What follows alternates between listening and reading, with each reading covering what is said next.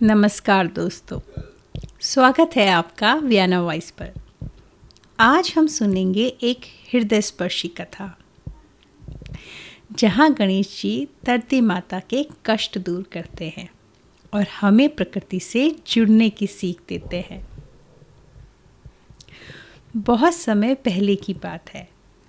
धरती माता बहुत चिंतित थी। उन्होंने देखा कि लोग अपने स्वार्थ के लिए नदियों को प्रदूषित कर रहे हैं, जंगलों को काट रहे हैं और धरती का संतुलन बिगाड़ रहे हैं। धीरे धीरे माता का रंग फीका पड़ने लगा, पेड़ पौधे मुरझाने लगे और जीवन का अस्तित्व खतरे में आ गया। अपने कष्टों से व्याकुल होकर धरती माता ने कैलाश पर्वत पर गणेश जी के पास जाने का निर्णय लिया। जब वह पहुंची तो उन्होंने देखा कि गणेश जी अपने वाहन मूषक के साथ प्रकृति के बीच फूलों और हरियाली से घिरे बैठे हैं।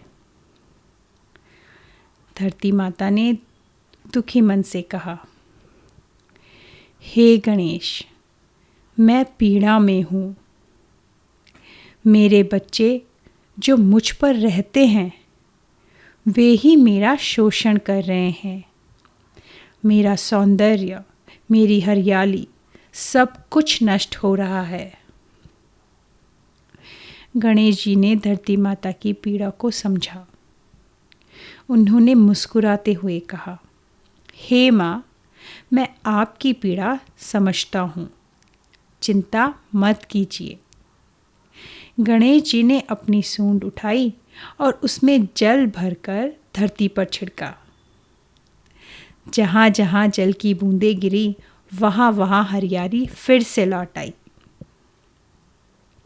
फिर उन्होंने अपने मूषक को संदेश दिया, जाओ और सभी मनुष्य को यह बताओ कि प्रकृति ही जीवन है।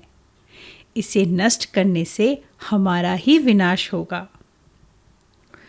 मूषक ने पूरी धरती पर घूमकर यह संदेश फैलाया। गणेश जी ने यह भी कहा, आज से जो भी व्यक्ति पेड़ पौधों की रक्षा करेगा, नदियों को साफ रखेगा, उस पर मेरी विशेष कृपा होगी। गणेश जी के इस प्रयास से लोगों में जागरूकता आई। वे समझने लगे कि धरती को स्वच्छ और हरा भरा रखना कितना ज़रूरी है। धीरे धीरे धरती माता का सौंदर्य फिर से लौट आया। तो दोस्तों, यह थी कथा गणेश और धरती माता की। इससे हमें यह सीख मिलती है कि हमें प्रकृति का सम्मान करना चाहिए, क्योंकि वह ही हमारे जीवन का आधार है। अगर आपको यह कहानी पसंद आई है तो जुड़े रहिए हमारे साथ। अब हम बढ़ रहे हैं सीजन के अंत की ओर। अगले एपिसोड में सुनिए रहस्यमयी आशीर्वाद, जो इस सीजन का फिनाले होगा। तब तक सुनते रहिए वियाना वॉइस, आपकी अपनी कहानियों की दुकान।